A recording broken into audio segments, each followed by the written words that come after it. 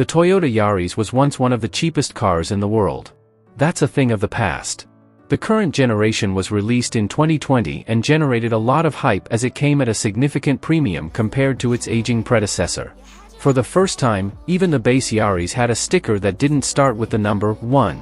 The hybrid powertrain makes the small Yaris one of the most efficient new cars on sale today, with a nominal mixed fuel economy of just 3.3 liter. 100 km. Last year, 2,979 homes were found below, volume reduction of 33.7% compared to the previous year. Today, the passenger car segment is dominated by the MG3, which takes over the budget space once dominated by the Yaris. That's not to say the Yaris doesn't have its advantages. Although it was expensive at the time of its release, competitors' prices have increased significantly in recent years, positioning Toyota as a luxury car. Here we take a look at the mid-range Toyota Yaris SX Hybrid and see if it's equipped enough to be the top option in its range. How much does Toyota Yaris SX Hybrid cost? The idea of a $25,000 or $30,000 car isn't new now, but when this generation of Yaris first hit the market, it was a big deal. Test drive prices for the Yaris SX Hybrid start at $30,030, but a gas-only version of the same trim can be purchased for $2,000 less. Driving a car costs approximately $34,220 in Victoria. As the industry continues to raise prices, this mid-range Yaris Hybrid has essentially the same base price as the Corolla Hybrid. If you're lucky enough to miss some of the Yaris SX's features, the Corolla Ascent Sport Hybrid in hatchback or sedan form offers more space and performance, as well as a nicer interior. It's worth noting that the SX Hybrid is the cheapest petrol-electric Yaris you can buy in Australia, as the entry-level Ascent Sport will be petrol-only until 2023. That's a shock. What does the interior of the Toyota Yaris SX Hybrid look like? The Yaris interior isn't as visually stimulating as the exterior, but it's still a functional and livable space. Toyota tried to get used to the interior, with a very dated gear shifter and an old striped pattern on the seat covers, as well as many other typical Toyota buttons and switches. All are also finished in a predominantly black and gray color scheme on the SX, making them less aggressive compared to the brown leather on the top-of-the-line Yaris Cross variant.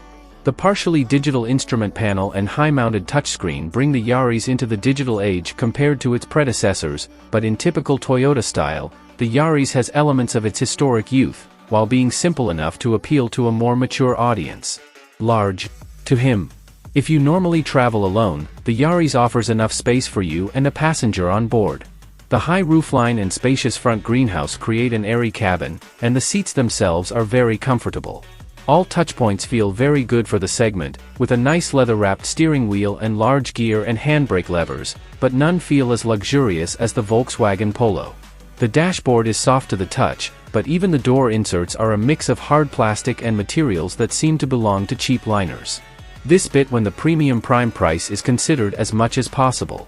Toyota Infatapation tries to combine some resistance of simplicity and painting, but agrees with the criticisms of colleagues, but at least he talks about the jar.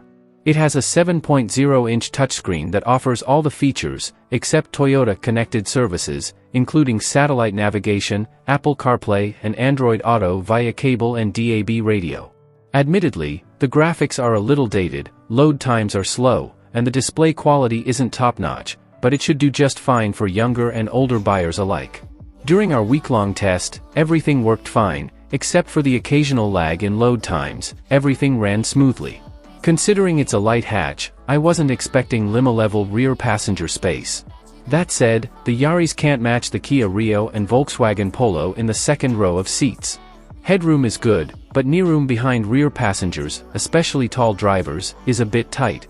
At 6 feet 1 inch, sitting behind my preferred position for long periods of time would be uncomfortable. Children should do well here, and there's the requisite ISOFIX attachment for the window seat and a top anchor point for all 3 rear positions.